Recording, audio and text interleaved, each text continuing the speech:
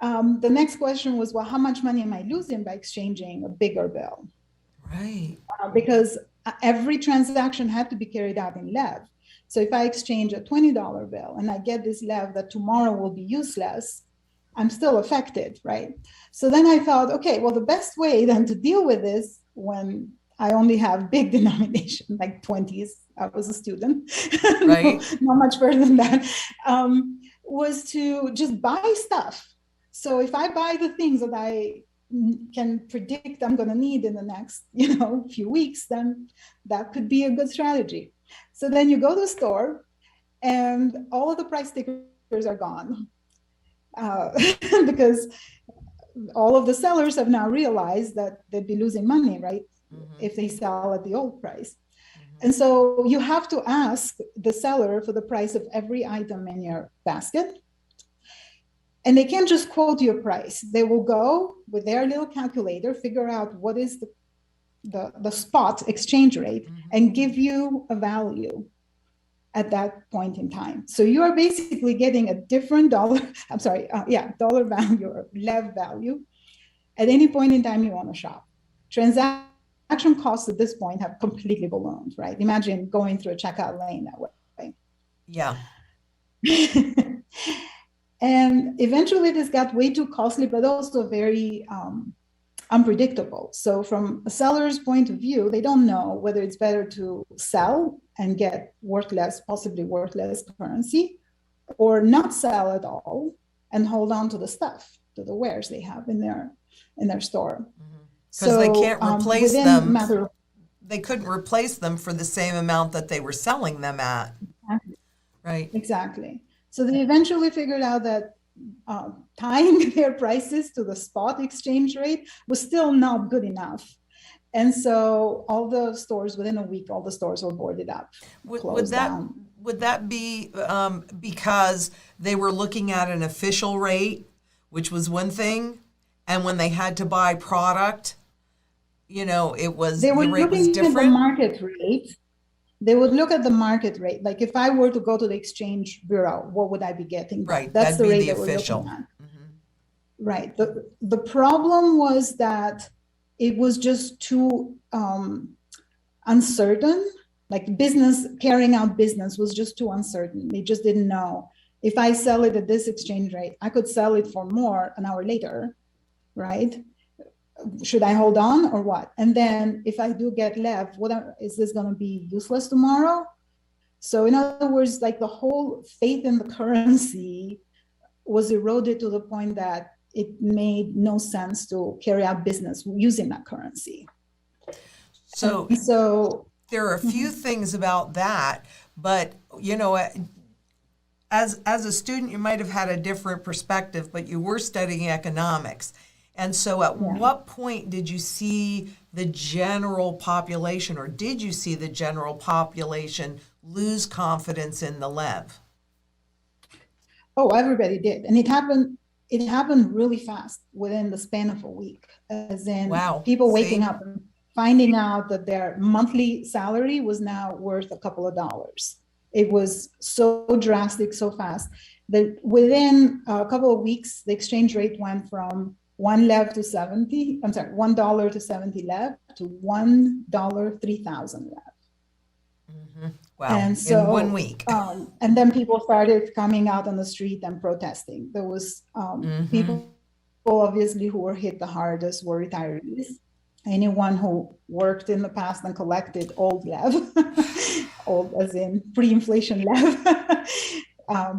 they saw their savings erased within a matter of days, and with no opportunity to reclaim that once the economic situation was brought under control. So once they put in Bulgaria, they put in what, a currency stability board, Currency and board. and then They they put in a currency board. Mhm.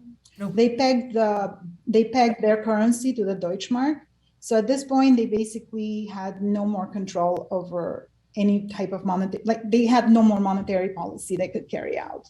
It was whatever the central bank of Germany decided to do that they had to go with it.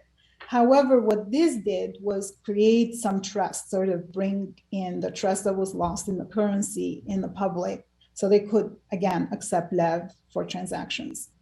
So Mhm. when I saw that, and I was reading about it, and I thought to myself, well, because we see this down in Venezuela right now, what if every currency on the planet is hyperinflating at the same time? Where are they going to go? I think that what they'll do is they'll go to gold. And even though like that was a solution, yeah, exactly, exactly, and the goal. Exactly. Yeah, that was a temporary, like that was a solution to get out of the crisis, but it Right. came with a lot of cost. So it's not that, we could hypothetically believe there is one currency in the world that is still stable, and we could all peg to that and solve all of our problems with hyperinflation. Well, the problems There are aren't the still problems with currency. that. It's not like Right. The problems are the governments and the Yes. central banks. The problem's not the currency. Exactly. Right. So that's sort of like fixing or putting a Band-Aid on the problem, and maybe, continuing to run for a bit. But there were a lot of people who lost everything, obviously. Within a couple of months, I had currency that in the pockets of jackets that was no longer in use, no longer in circulation. They retired all of the small denominations. So did they do sort a of, redenomination of LEVs? Did they do because if they then pegged it and people couldn't, they didn't redenominate. Yeah. I'm sorry.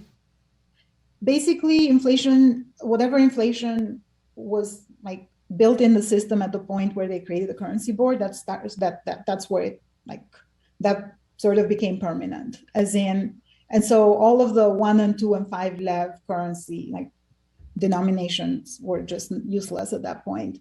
There were mechanics using the coins to make washers to fix cars.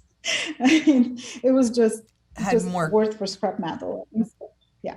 So the savings were wiped out. And there was no opportunity, even with that currency board, even with the promises that this was going to fix it, there was no way for the normal person to recover. So things basically were stabilized to the point that the country could go on and the stores could open and business could continue.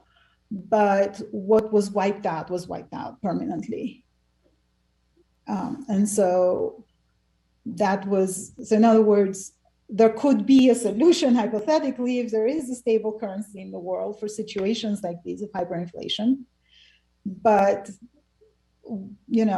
when it comes to the individual who is trying to preserve their wealth, that's not a solution.